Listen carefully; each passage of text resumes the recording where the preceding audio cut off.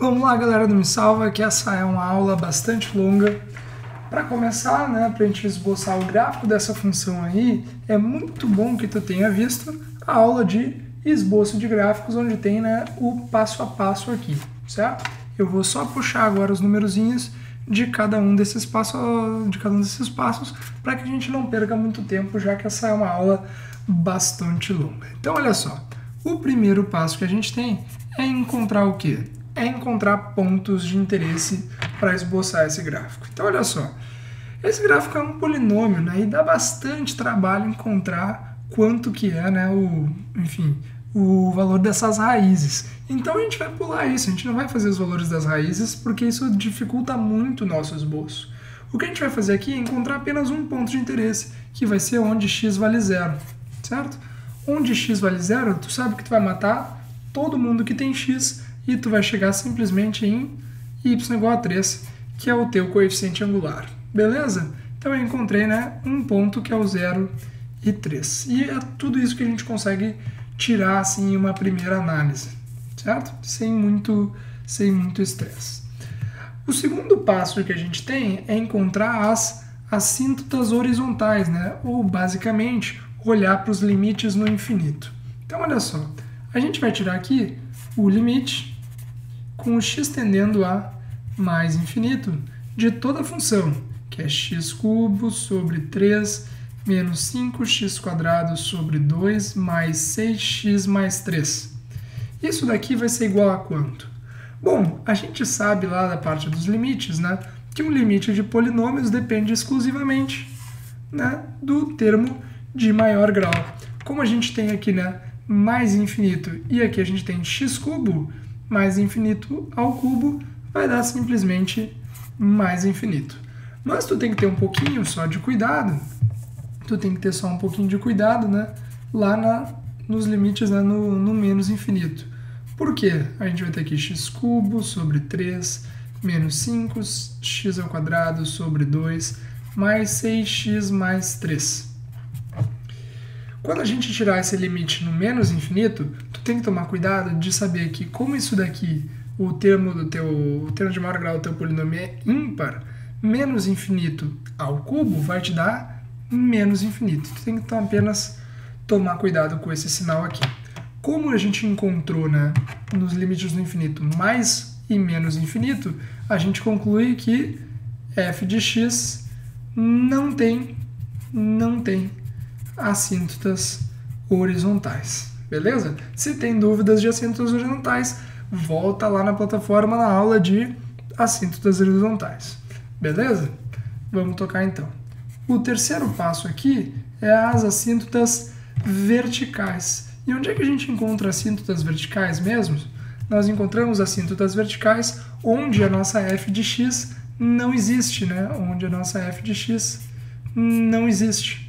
Tem algum ponto aqui onde a nossa f de x não exista? Ou alguma função trigonométrica, como tangente de 90 graus, etc.? Não tem. Portanto, a gente conclui que assíntotas verticais nós não temos. Beleza? Mas é um passo, novamente, que tu tem que seguir. Indo para a nossa segunda folha lá do passo a passo, agora nós vamos encontrar os máximos e mínimos, a concavidade, e a partir daí a gente pode partir para o esboço. Vamos lá então. Encontrando então os nossos máximos e mínimos. Como é que vai ficar isso daí? Agora sim que começa a ficar legal, né? Antes era só uma chatice, agora fica mais bacana. Primeiro passo é tirar a tua derivada, certo? Derivando aqui o x cubo sobre 3 menos 5x² mais 6x mais 3, quanto é que vai dar? Nós vamos chegar em 3 vezes o x cubo, né, que a gente derivou que dá x² sobre 3 menos 5 vezes o 2 vezes o x² sobre 2. Derivando 6x nós chegamos em 6 e derivando 3 nós chegamos em 0. Só para ficar mais bonito então, a gente corta esses caras aqui e a gente chega à conclusão que o quê? Que o nosso y' vale x² menos 5, opa, aqui eu derivei, né? Aqui faltou derivar, derivando menos 5x² fica menos 5x aqui, certo? Eu esqueci de diminuir um valor ali. menos 5x mais 6. Beleza.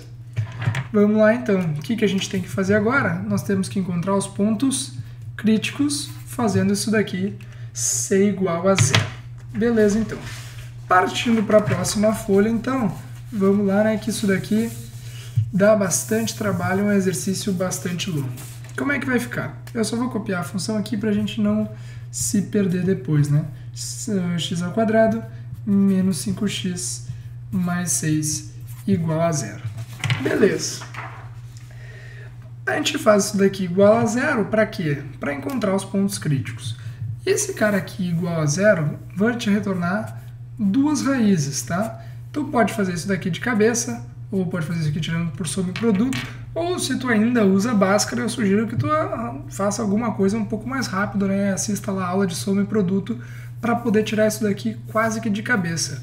As duas raízes multiplicadas dão 6, somadas vão dar 5, portanto, 2 e 3. 2 vezes 3 é 6, 2 mais 3, 5, certo? Não vou me ater aqui no cálculo de raízes, porque isso daqui, né, é coisa do passado. Beleza, então o que isso significa para a gente? Nós temos aqui, então, né, dois pontos críticos, o 2 e o 3. O 2 e o 3. Como que é o gráfico dessa nossa funçãozinha aí, né, da nossa derivada?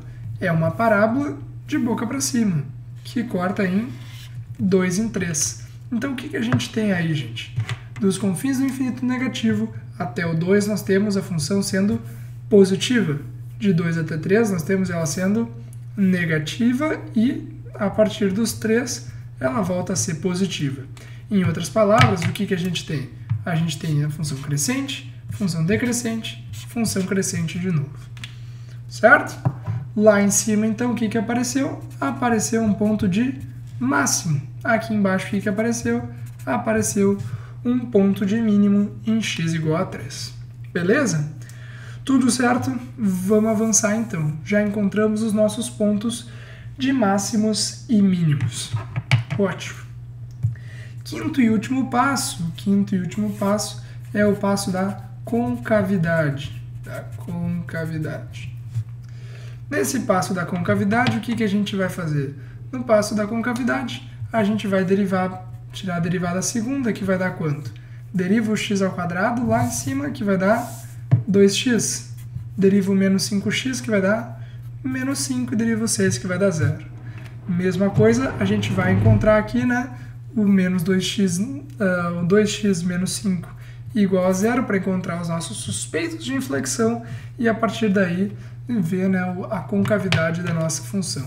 Nós temos aqui então 2x igual a 5 e, portanto, x é igual a 5 meios. O que a gente tem que fazer agora? Analisar, né, o sinal. Lá em 5 meios, como é que essa coisa se comporta? Essa coisa aqui é uma reta, né, uma função de primeiro grau crescente. Em outras palavras, ela vem com valores negativos, ou seja, com cavidade para baixo, e depois dos 5 meios passa a ter valores positivos, né? Isso significa o quê? Que a nossa concavidade está para baixo e aqui que a nossa concavidade está para cima. Gente, se tem dúvida em qualquer uma dessas etapas, por favor, volta lá nas aulas, né? Volta na aula do tabelão das derivadas, volta na aula da análise de sinal da derivada primeira, da derivada segunda, porque isso daqui é muito importante mesmo. Como vocês podem ver, uma questão dessa exige todo o teu conhecimento de cálculo, certo? Feito isso, então, gente, a gente pode agora finalmente partir lá para o nosso esboço. E esse esboço ele nem precisa ser muito bom, tá? Ele pode ser um esboço bastante simples mesmo. Muito melhor do que a gente possa fazer só uma calculadora mesmo, né? Uma calculadora gráfica. Então vamos lá, né? Lembra que eu dei no passo a passo para vocês? Coloca aqui, né, a nossa funçãozinha no eixo x e y. Coloca aqui a nossa derivada primeira. Coloca aqui a nossa derivada segunda. Vamos passar para cá, então, nossos pontos críticos, que é o 2 e 3. E vamos passar aqui, né, os 5 meios, que é o nosso ponto de inflexão, porque trocou de sinal, né, trocou de concavidade, a gente tem um ponto de inflexão. 5 por 2 é 2,5, ele está justamente aqui, né, na metade do caminho dos nossos pontos críticos. Beleza, então, gente. Agora é só copiar, né, o comportamento, tá? A nossa função ela é crescente até 2, decrescente entre 2 e 3, crescente depois do 3. Agora, antes dos 5 meios, ela tem concavidade para baixo. Depois dos 5 meios, ela tem concavidade para cima. E lá do comecinho, o que a gente tirou, né? Lá do comecinho do exercício, o que a gente tirou? Deixa eu pegar aqui a nossa folhinha. A gente tirou lá 2 pontos, né? Desculpa, 1 ponto. X igual a 0 e y igual a 3. E depois disso, o que a gente fez? Tirou os limites no infinito, né? Quando x tende a mais infinito, a nossa função vai para o infinito positivo. Quando x tende a menos infinito, a nossa função vai para o infinito negativo. Certo? Beleza, né? E aqui a gente tem lá o nosso ponto, que é onde corta o eixo dos y, que é o x igual a 0 e o y igual a 3. Vamos então desenhar esse gráficozinho aí para ficar bem bacana, né? A gente sabe, né, que no 2 a gente tem que ter um ponto de máximo, em 3 a gente tem que ter um ponto de mínimo, e a gente vai se esforçar para fazer um esboço bem bonito dessa coisa aí. Vamos lá, né? Aqui a gente vai ter que ter um máximo, e aqui ainda, né, no meio a gente tem que trocar de concavidade. Então, olha só, lá por aqui assim a gente vai ter que ter lá o nosso máximo. Beleza, desenhamos o nosso máximo aqui. No 3 a gente vai ter que ter um mínimo. E no meio do caminho aqui a gente tem que trocar de concavidade. Então, olha só, eu venho com essa concavidade assim, lá pelas tantas ela troca de concavidade, chega no mínimo e vai lá para o mais infinito.